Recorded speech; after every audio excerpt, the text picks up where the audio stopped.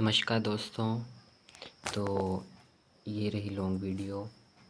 अब हम इस डेरिवेशन को करेंगे Coulomb's law in vector form. तो हमें बोला क्या गया है कि Coulomb's law in vector form show that Coulomb's law agrees with the third new law of motion. तो Newton third law of motion कहता है कि जब हम whenever two bodies interact with each other they exert equal and opposite force on each other। मतलब जब कोई दो बॉडीज़ होती हैं जो एक दूसरे के साथ टकराती हैं तो वो इक्वल और अपोजिट फोर्स एग्जर्ट करती हैं। मतलब वो फोर्स बराबर होंगे बट होंगे उल्टी डायरेक्शन में। ये नेगेटिव साइन अपोजिट डायरेक्शन को शो कर रहा है इस तरह। तो हमें ये जो एक्चुअली डायग्राम है इसमें देखिए, यहाँ पे आप अब देखेंगे Coulomb's force acting on Q1 due to Q2। मतलब जो फोर्स Q1 पे Q2 की वजह से लग रहा है वो R21 डायरेक्शन पे है। मतलब R21 यहाँ पे इस साइड को दी गई है, बल्कि यहाँ पे फोर्स ये इस साइड को लग रहा है। ये तो पॉसिबल नहीं है कि फोर्स इस साइड को लगे और डायरेक्शन इस साइड को, क्योंकि फोर्स इधर है तो डायरेक्शन भी सेम होनी चाहिए। तो यही कॉन्सेप्ट हम आपको बताएंगे और इस डायग्राम में ये ठीक बताएगी क्योंकि फोर्स अपॉन 1 टू ड्यू यहाँ पे 2 1 इसकी डायरेक्शन ठीक है इस साइड। बट इस डायग्राम में इन्होंने कुछ समझ नहीं आया, तो यही हम समझाएंगे आपको। तो ये देखिए, ये ठीक है। Q1 Q2 दो चार्ज हैं। यहाँ पे F इसकी वजह से फोर्स ऑन 2 ड्यू टू 1 इस साइड को ही लगेगी और यहाँ पे फोर्स ऑन 1 ड्यू टू 2। तो हम डायरेक्शन को समझेंगे। आपको ये पहले पता होगा कि R2 कैप माइनस R1 यहाँ पे ऐसे लिखा जाता है, R1 minus R2 cap R2 लिखा जाता है। तो ये मान लीजिए कि इस साइड को R फोर्स सेकंड चार्ज की डायरेक्शन की तरफ R2 डायरेक्शन है, R1 कैप और इस साइड को है। तो अगर हमें फोर्स इस साइड को है तो इस साइड को डायरेक्शन निकालनी है हमें। तो मतलब हमें ये मान लीजिए R2 है, ये R1 है, तो इस साइड को निकालना है। अगर हम इस वाली डायरेक्शन को कैंसिल कर दें तो कौन सी डायरेक्शन बचेगी? इस साइड वाली। तो हम इसको R2 माइनस R1 कैप लिख सकते हैं, इस वाली को, force upon on 2 due to 1। और R21 माइनस R12 के इक्वल होता है। तो हम इसको या इससे ऐसे लिख दो चाहे ऐसे लिख दो, सेम ही बात है। और अगर हमें इस साइड को डायरेक्शन निकालनी है क्योंकि फोर्स 1.1 ऑन ड्यू टू 2 इस साइड को है, तो R2 अगर R2 को हम कैंसिल कर देंगे तो कौन सी डायरेक्शन बचेगी? R1। तो यहाँ पे हम R1 माइनस R2 लिख सकते हैं, ठीक है, जो कि हमारा बन गया R21। ये हो गया।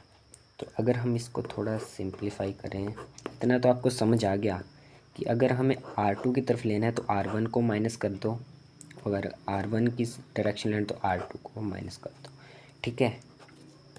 तो ये आपका कुछ इस तरह बन जाएगा। और यहाँ पे देखो, अब हम आंसर मैच करेंगे। आप बोलोगे आपने ये गलत कर दिया तो आंसर कैसे है? तो देखो यहाँ पे हम कूलम्स लॉ पहले लगाएंगे Q1 चार्ज पर, फोर्स अपॉन 1 ड्यू टू 2 के दो charge Q1 Q2 distance between them R square, इसको R स्क्वायर मान लीजिए, R मान लीजिए, हाँ तो R मान लीजिए। तो फोर्स अपॉन 1 ड्यू टू 2 के Q1 Q2 upon R square, और इसकी direction force upon 1 due to 2 R21 है, क्योंकि इस डायरेक्शन को ही हमने समझा दिया आपको, तो R21 आ गया, ठीक है। इक्वेशन बन दे दीजिए इसको। Then force upon charge 2 due to 1 F21 direction upon x axis, positive x axis, और डायरेक्शन यहाँ पे ये डायरेक्शन दी है FR21 कैप। इक्वेशन 2। अगर आप इसको देखेंगे, हमने माइनस किया प्लस किया जो भी किया, ये दोनों आपस में बराबर हैं, फोर्स देखिए बराबर हैं, बट इनकी डायरेक्शन अपोजिट। तो R1 इसको हम ऐसे लिख सकते हैं, R12 equal to R21, but इनकी डायरेक्शन को शो करेंगे हम नेगेटिव साइन से, ये अपोजिट डायरेक्शन को शो कर रहा है, तो ऐसे लिख सकते हैं। ये हो गया। अगर ये दोनों इक्वल हैं तो अगर हम R21 की जगह -R12 लिख देंगे तो कोई फ़र्क नहीं पड़ेगा, क्योंकि नेगेटिव साइन तो डायरेक्शन को शो कर रहा है, ये दोनों आपस में तो बराबर है ना। तो हम यहाँ पे R21 की जगह -R12 लिख देंगे, ये कुछ इस तरह बन जाएगा। और ये माइनस साइन को हम आगे भी ले जा सकते हैं, क्योंकि ये मल्टीप्लाई हो रहा है, प्लस गुणा माइनस माइनस होता है, तो माइनस आगे आ गया और ये सारा ऐसे हो गया।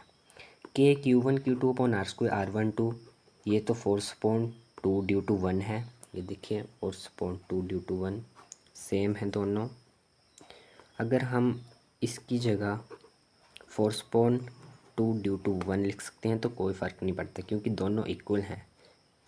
और माइनस साइन तो वैसे भी बाहर ही है, ये है माइनस साइन बाहर, तो हमने इसकी जगह फोर्स अपॉन 2 ड्यू टू 1 लिख दिया, माइनस साइन वैसे ही रहा।